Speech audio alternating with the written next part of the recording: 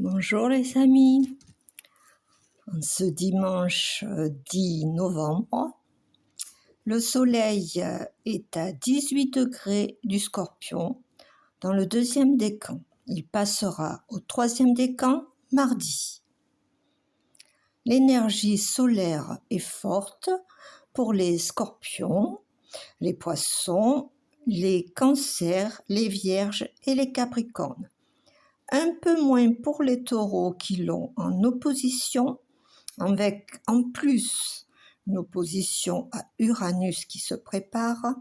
Alors mes Taureaux, pas de précipitation et il y a beaucoup de tension. Lundi 11 novembre, Vénus qui était en Sagittaire entre en Capricorne à 19h27 exactement. C'est une Vénus solide, responsable, qui a besoin de stabilité. Je vous rappelle que Vénus, c'est la façon d'aimer. En Capricorne, elle est régie par Saturne. Elle ne dévoile pas ses sentiments facilement et souvent reste bloquée sur ses mauvaises expériences. Elle agira sur les Capricornes, les Vierges, les Taureaux, les Scorpions et les Poissons. C'est aussi les dépenses, parce que Vénus, c'est l'argent, donc on va se limiter. Mardi 12, Mercure est en carré avec Saturne. Mercure est en Sagittaire à 9 degrés. C'est de la franchise pour les Lions, les Béliers, les Verseaux et les Balances. Mais en carré, pour les Sagittaires, il y aura un trop. Votre communication ne sera pas bonne, teintée de pessimisme, ainsi que pour les Gémeaux, les Vierges et les Poissons.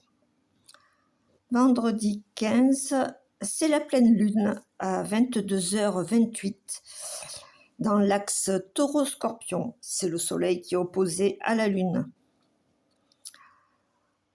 En plus, elle est conjointe à Uranus et Uranus est opposé au soleil. Donc c'est une pleine lune assez anticonventionnelle qui apportera de bons moments aux épicuriens, les taureaux notamment, et ça apportera un petit peu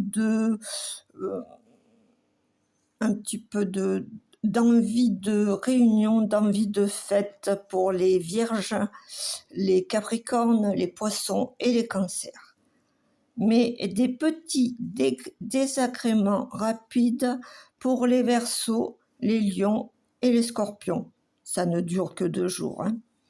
De plus, elle est en carré en T, avec Mercure, Jupiter, Saturne. Il y a beaucoup de mensonges. Saturne reprend ce jour une marche directe. Tout ce qui était en attente va se débloquer. C'est bon pour les Poissons, les Cancers, les Scorpions, les Capricornes ou les Taureaux. Et pour les Vierges, les Gémeaux et les Sagittaires, c'est en carré et en opposition.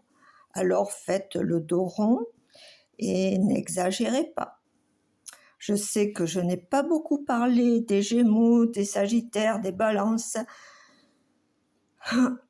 mais chacun son tour. Et puis Jupiter est bon pour vous, c'est la chance. Voilà, encore une semaine qui nous apportera son lot de surprises. Bisous.